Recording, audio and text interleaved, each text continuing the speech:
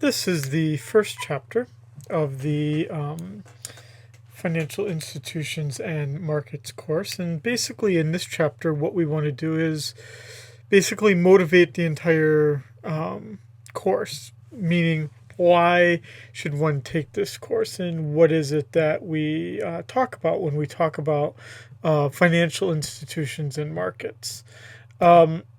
I'm just going to skip over things that I know you can read, and there's not much I can add.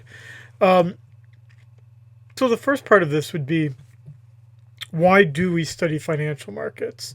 Now, you can almost kind of need a preface to it basically saying, what is a financial market? And the financial market is the place where two groups meet. Those two groups being those who are saving money, meaning that they're earning more money that they're spending, and those who are spending more than they're earning. Because in both cases, right, there is a need. There is a need by the saver to shift some of their income to the future. And for those who are borrowing, there's a need to shift some of their consumption to the present. The price that either individual either receives or pays for that privilege is the interest rate, which is essentially the price in this financial market. So, the financial market would be the place where these funds are transferred and where the price is communicated to the two groups of what is the reward for saving money or what is the cost for needing money right now. And so when we think about what is the financial market, like how do we see it in the world around us today? Well, the first way we could, if you're a business, how do you raise money? There's primarily two ways you can raise money, either in the bond market or in the equity market. So if we look at the bond market, bonds are pretty simple to understand because they essentially represent a bond certificate that's issued that communicates when it must be paid, the interest rate that will be paid, and how frequently that interest rate will be paid. And with that information, investors then can decide whether they will buy that bond or not and how much they will pay for it. Because with a bond, you don't always pay, let's say, $5,000 for a $5,000 bond. And that's especially the case when we start talking about primary and secondary market. That's especially the case in the secondary market. But even in the primary market, we're going to see that the price isn't always 1 for 1, meaning you pay $1 for $1 of debt. That price is going to change based on what is the risk of that bond versus other bonds, and what is the interest rate that's being offered versus the interest rate for other kinds of bonds. That interest rate is that price in the financial market, either representing the reward for saving or the cost for spending. And bonds are just one type of security. And we can see here, these are three pretty common forms of bonds. First, we have corporate BAA bonds.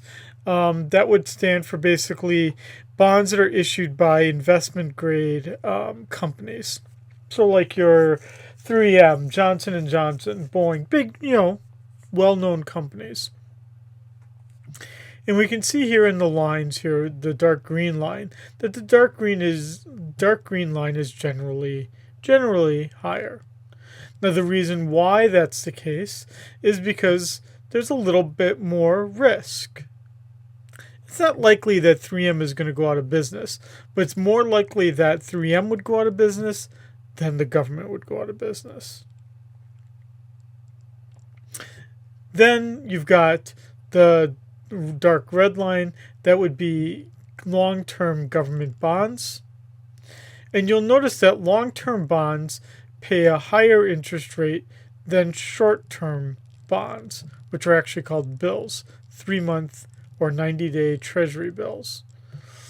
Now, the reason why the interest rate is less is because there's a bit more uncertainty with a long-term bond of what the interest rate's going to be 30 years from now or even 10 years from now.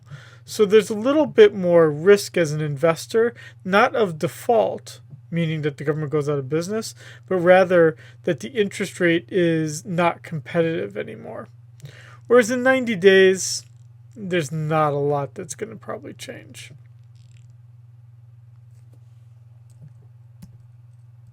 But I should say this, in general, we would see that interest rates have been declining since the late 70s, early 80s. And the reason why they were so high at that point was because in the 70s there was incredibly high inflation and we needed to have people stop spending money. So the best way to stop people spending money is to raise the interest rates dramatically, because then you encourage households to save money because they're going to get a big reward for saving money. And you're certainly discouraging them and businesses from spending too much because they're going to have to pay a very high interest rate. And that's only, we should add here,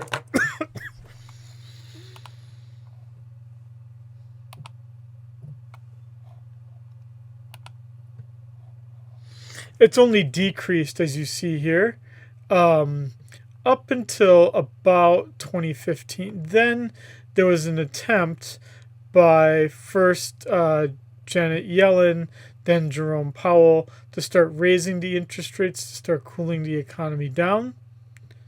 And obviously during the pandemic, it all declined. And you can see that in starker contrast right here. Where the current interest rate is essentially 0. The problem would, of course, be, what if another bad thing happens? You can't really stimulate the economy by lowering the interest rate like was done during the pandemic.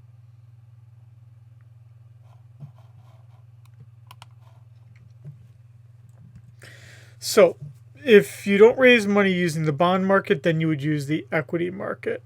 I don't know, people focus a lot on this one. This would be stocks, essentially. And here, it's not that you're lending money and you get it paid back. Rather, you have a stake of ownership in the company. And you will then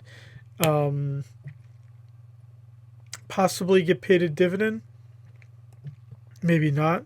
But you basically have a stake of ownership claim over the company that you can then sell later for hopefully more money than you paid for it. Now, if we look at equity prices, stock prices, they're pretty high.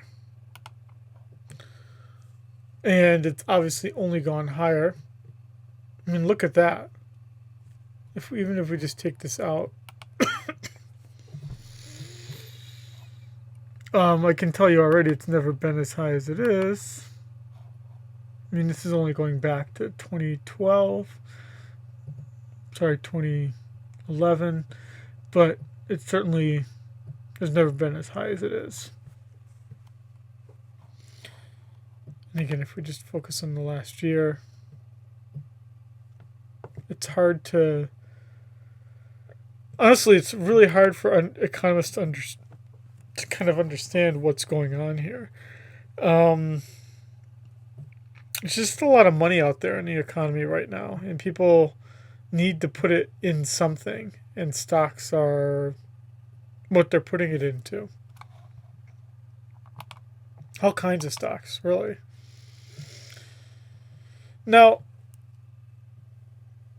when we talk about then how you and I, as just individuals, how do we involve ourselves in financial markets? We don't typically, right? I mean, I know there's those like websites where you like, what is it like that? What's that one? I think it's like Kiva, I think. Yeah. So yeah, sometimes, I mean, even in this case, Kiva is serving as the intermediary, linking me to Adeline or Teresa or wherever. But here, I, as an individual, can decide if Maha's female farmer gets the money she needs for seeds or not. Um,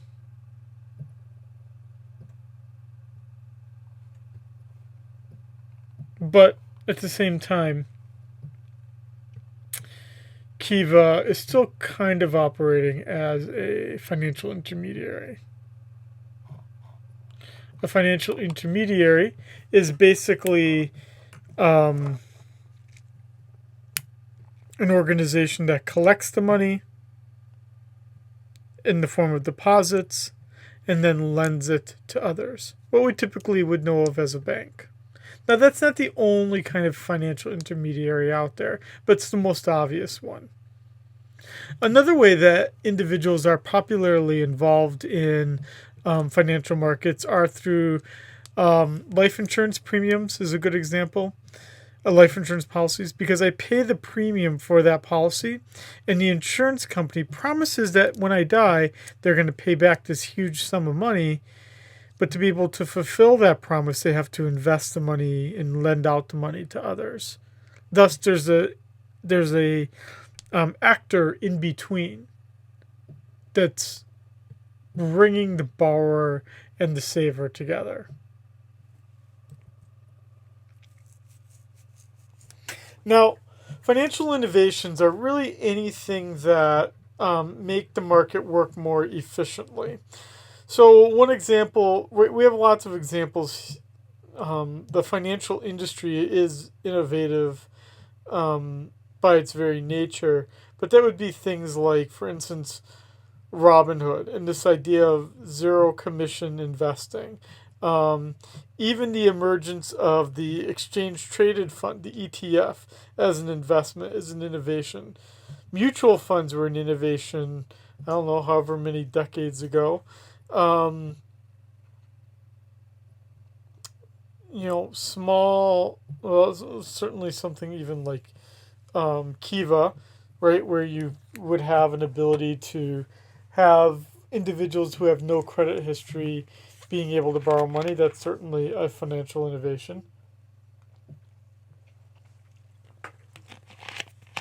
Now,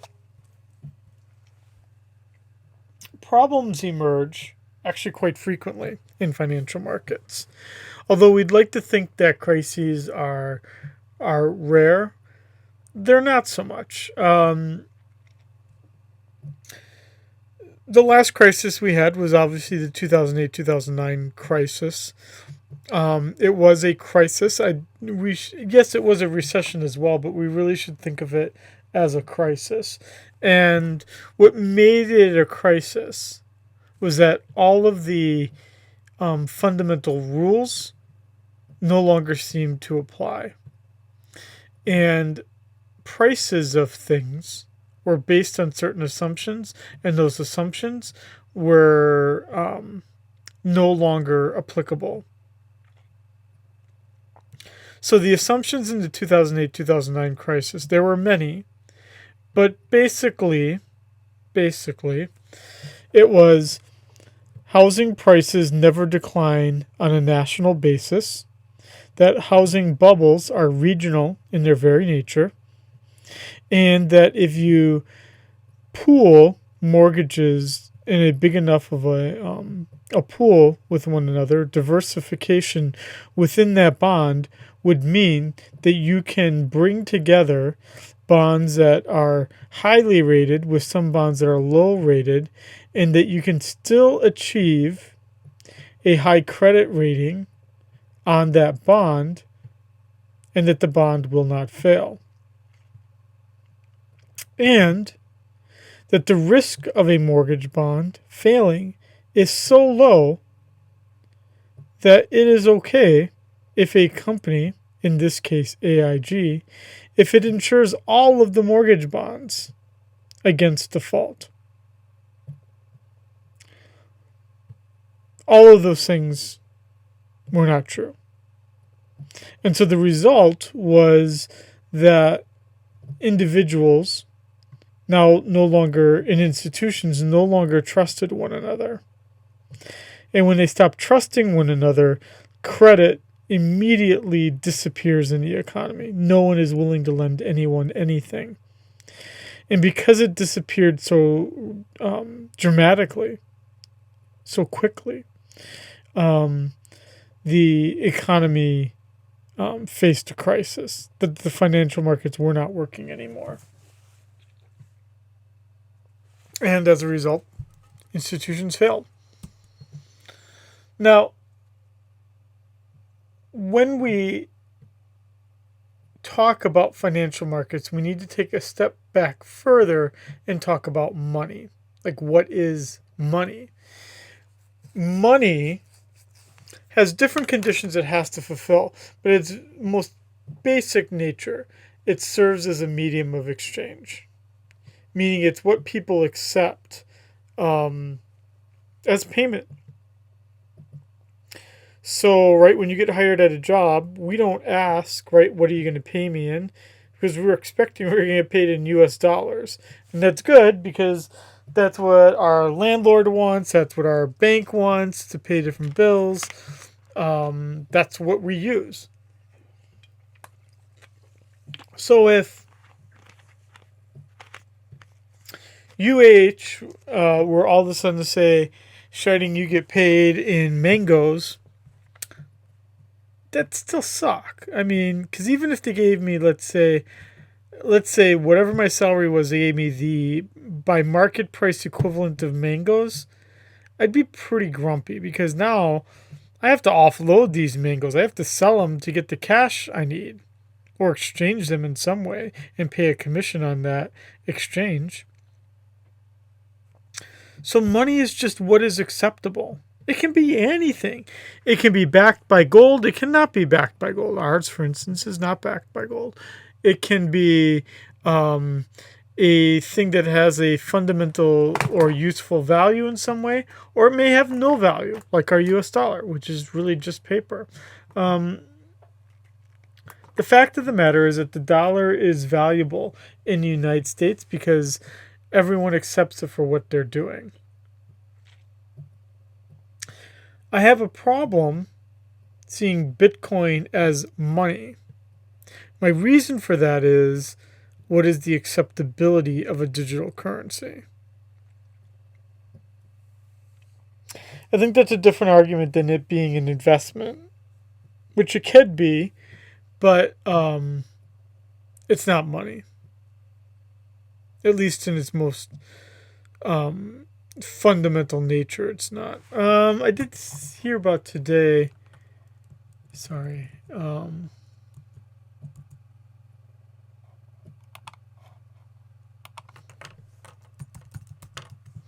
There's this gas station in Pennsylvania that's accepting Bitcoins now.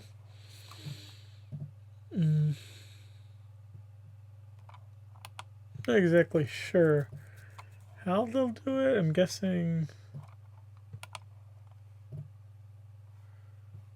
well,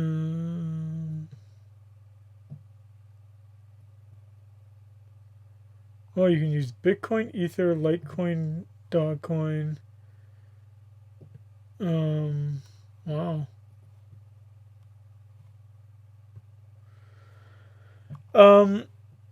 You need a lot more things like this going on to be able to have Bitcoin as money. And you better believe that the makers of the US dollar, the US Treasury, and the Federal Reserve that have built a system around US dollars is certainly going to fight against having Bitcoin be a form of money. Now, that money, and the reason why they would fight it is because controlling the supply of money, how much money is out there, is critical to being able to engage in monetary policy. Monetary policy is all about changing the money supply. The actor that changes the money supply is the central bank in that country, in our case, the Federal Reserve. Some people love Bitcoin for exactly the reason that the supply of money is fixed. It's fixed at whatever that equation, whatever the supply can be.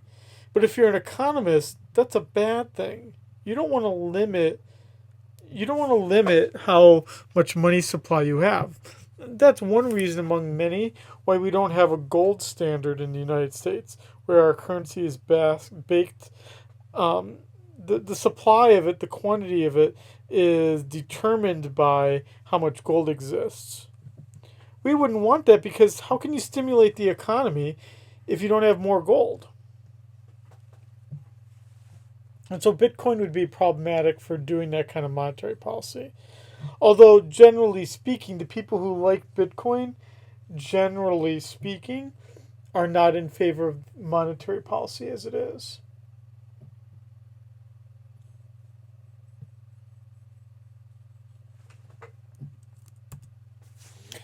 The simple rule about the amount of money printed is that the more money that's printed, the more inflation there will be, meaning rise in prices that there'll be. And that's a pretty well-defined rule in terms of the money supply and the price level. We can see that here. So here's our money growth. How much money is growing. And what we would generally see is that during a recession, there is more money supply. And that after the recession, the money growth should slow. And if we then compare that to the price level, generally speaking, we would see that when the money supply increases, the price level increases. Yet, we did have a weird period of time where it did not, starting during the financial crisis. And what's perhaps more troubling is how much the money supply has increased after certainly the angle of the money supply increasing has become steeper. Not sure if this one will have an updated data set. Let's see. No, I mean, it kind of does. I mean, it's just showing you that the money supply is just increasing a lot. Faster than it ever has. I mean, look at that shift in the growth rate of the money supply. If that doesn't scare you, I don't know what does. Spiders, witches, clowns. I don't know what scares you, but this scares me. This is my clown equivalent. This is scary stuff. It's scary because it has to lead to inflation in some way. It has to. If it doesn't, then much of what we know about economics is wrong. Probably. So,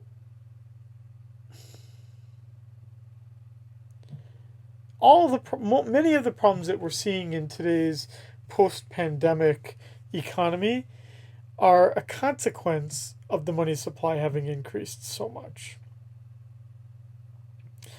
You wouldn't see it in my bank account, but what I'm told is that if you look at other people's bank accounts, balances are high. People have got lots of money to spend. Lots of money's out there. I don't see how that can't fuel inflation.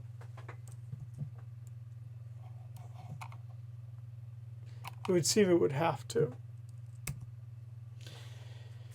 And in general, you would see is that economies where they do not have a good control over their money supply, like Turkey, like Russia, like Brazil, their money growth rate is high and their inflation rate is high. And then that countries that manage their money growth well, Canada, US, EU, UK, they're able to achieve lower inflation because they kept their growth rate of money so low.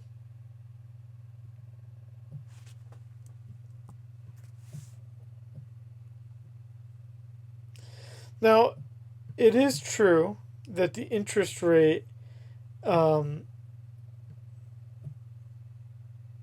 well, the nominal interest rate, but that the price level and the growth of money, that relationship was incredibly close. But again, as it says here, um, it's important, but it has become less important, especially after this last um, financial crisis. And you see that here, that in the last financial crisis, you now do have this deviation between the growth rate and the interest rate.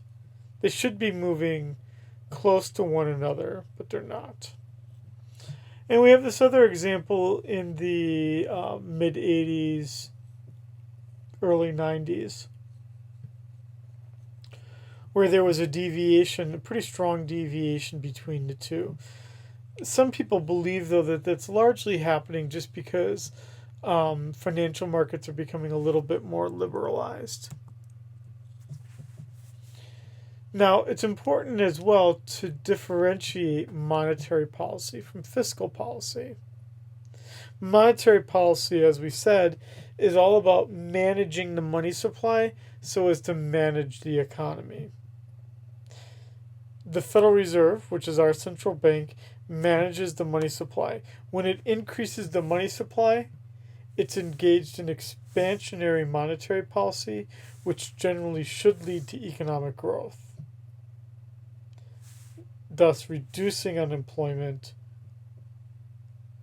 and most of the time we see an increase in prices. In contractionary monetary policy, we are reducing the money supply. That in turn increases it increases the unemployment rate, and it basically slows the economy down.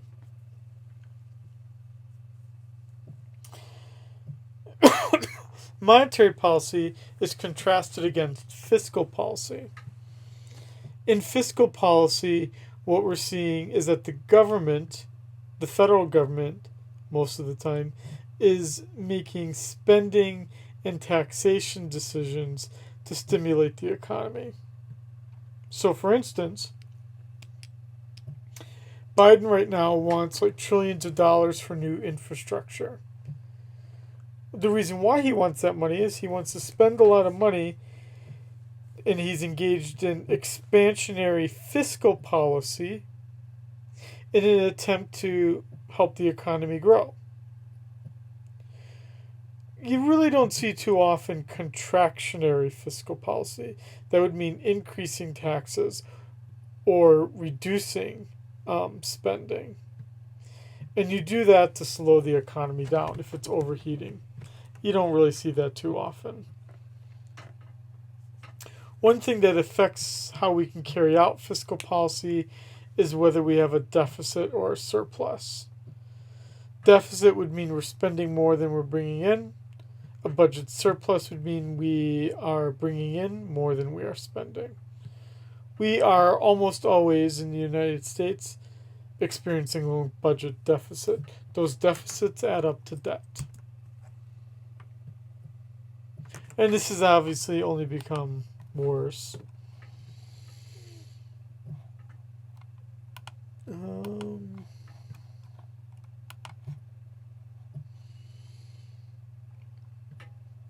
It's obviously, let's just leave it at that. It's obviously not worse. And then we also have the foreign exchange market. So we had the bond market, we had the equity market. In the foreign exchange market, what we're talking about here is what is the price of a foreign currency. Foreign currencies trade in market settings. International finance would be where you'd get some focus on these international on these foreign exchange markets, the price of a currency is going to reflect that country's fiscal policies, monetary policies, stability as a country.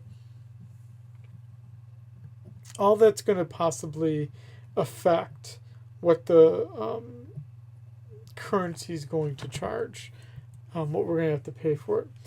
If we look at the exchange rate for the US dollar, we would see in general that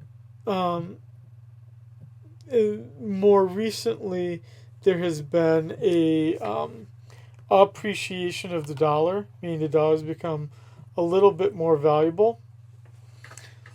That would be a bad thing if you are an exporter, because now that means that people have to pay more for the dollars that you need because you sold this good. But we're certainly not as bad as it used to be. This data is only getting us... it's only getting us to 2019. But it's getting us pretty far.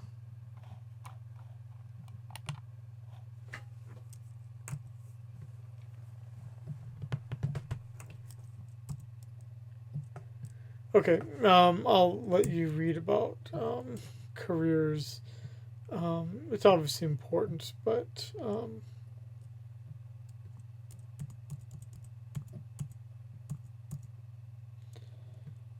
so how are we going to look at it? We're going to make a lot of assumptions here. The most basic assumptions are going to be is that we're going to assume that markets have a great deal of information, that a lot of the information problems have been resolved. We're going to apply a basic supply and demand analysis to most of our markets to understand why the players are doing what they do. And then we need to translate that into an aggregate demand and aggregate supply, where we can then talk about how the economy as a whole is performing. Okay. Okay, that takes us to the end here. So that gives us at least now all an overview of why we study financial markets and how we're going to study them throughout this semester.